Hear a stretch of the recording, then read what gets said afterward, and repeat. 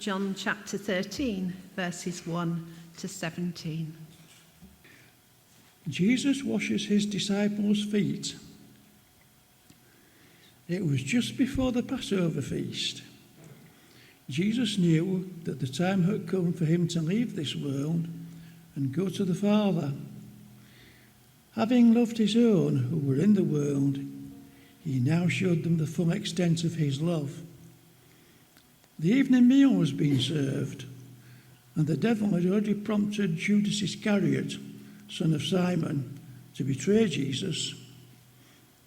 Jesus knew that the Father had put all things under his power, and that he had come from God and was returning to God. So he got up from the meal, took off his outer clothing, and wrapped a towel round his waist.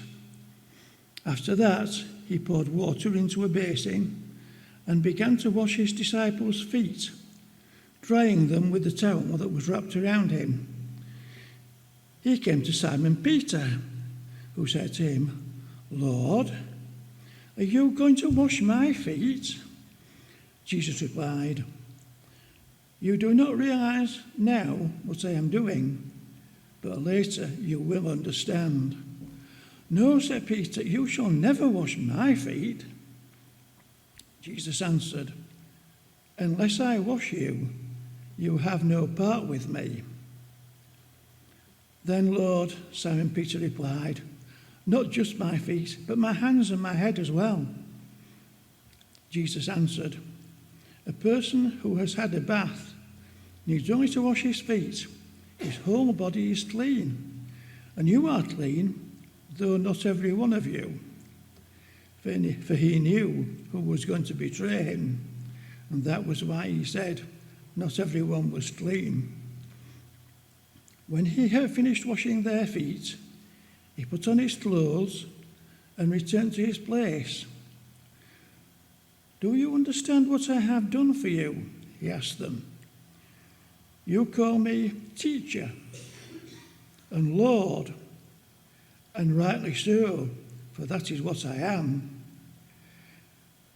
Now that I, your Lord and teacher, have washed your feet, you also should wash one another's feet. I have set you an example that you should do as I have done for you. I tell you the truth, no servant is greater than his master, nor is a messenger greater than the one who sent him. Now that you know these things, you will be blessed if you do them." This is the word of the Lord. Thanks be to God. Open our eyes and ears, Lord, to the message of your word. Amen. The observant among you may have noticed a little bowl and a towel on our altar table. Don't panic, I'm not going to wash your feet. And no, it's not just quite there as a visual aid to the story we've just read. It's not actually what I forgot to put in my bag, because there was the significance of bringing my bowl and my towel from home. So you just got to imagine that's mine.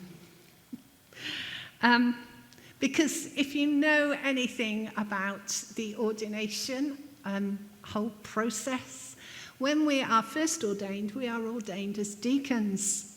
And then if we're meant to be ordained as priests, then that happens a year later, as in my case. But when I was ordained at York Minster, in the days when Archbishop John Sentamu was our Archbishop of York, we were given a bowl and a towel as a reminder that as a deacon we are called to serve. And although most of us, as I say, go on to be priests, we are still reminded we are deacons at heart. And even when you become a bishop, you are still a deacon at heart.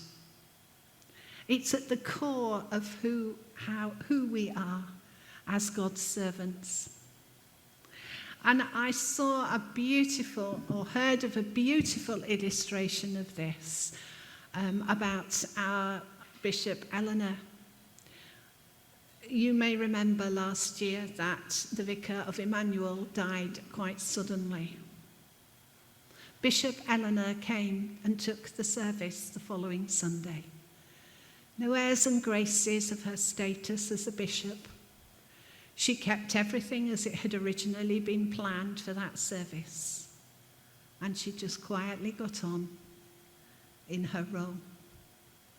But more importantly, the one thing I heard that really struck me was she was found in the kitchen after the service, helping to serve the teas and the coffees.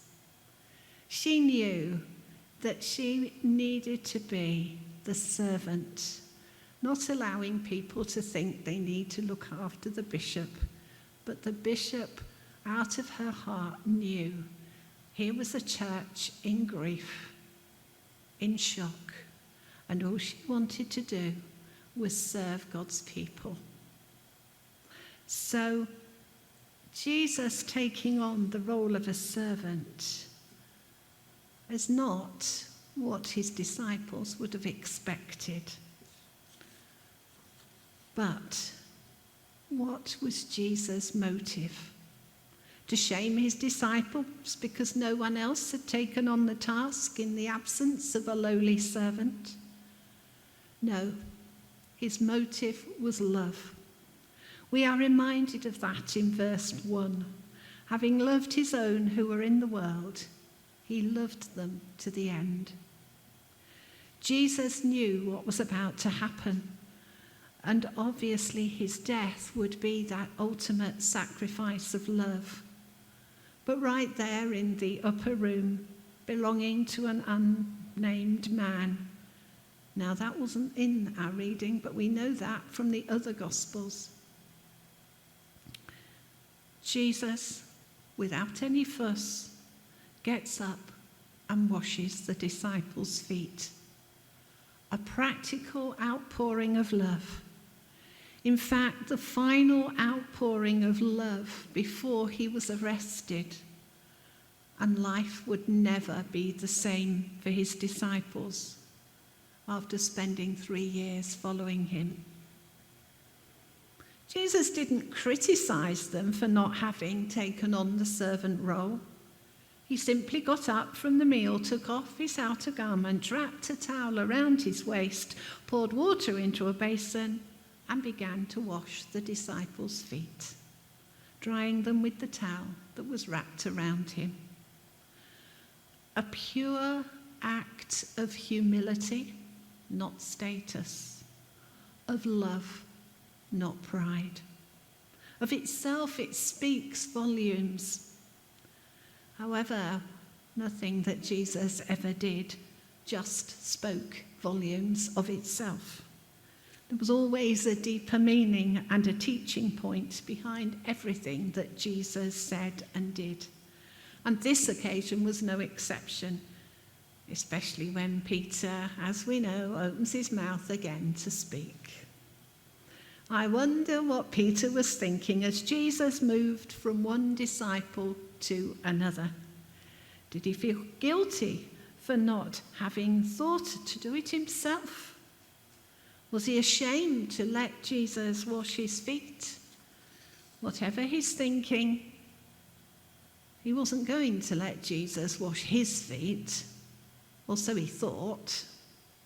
But when Jesus explained the necessity for Peter's feet to be washed, otherwise he would have no part with Jesus, that's not good enough for Peter either. He then wants his hands and his head washed as well. And Jesus explains that his request is not necessary. As his disciples, they were already washed clean, something we are reminded by our baptism. But every day, life caused dirty feet that needed washing.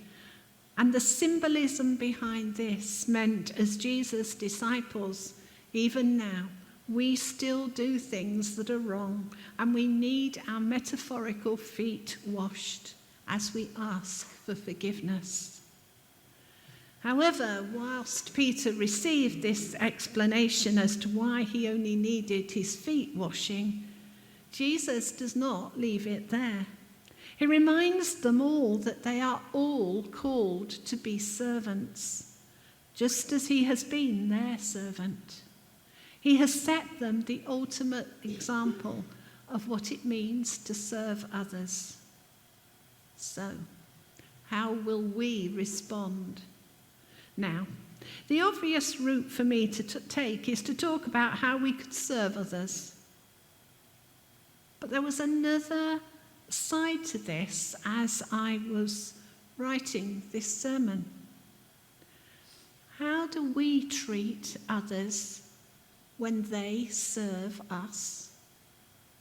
Are we polite and friendly to those who serve us in the shops or who come to do a job in our home? We might think we have a right because we pay them. But are we prepared to be humble and not show our status as the customer?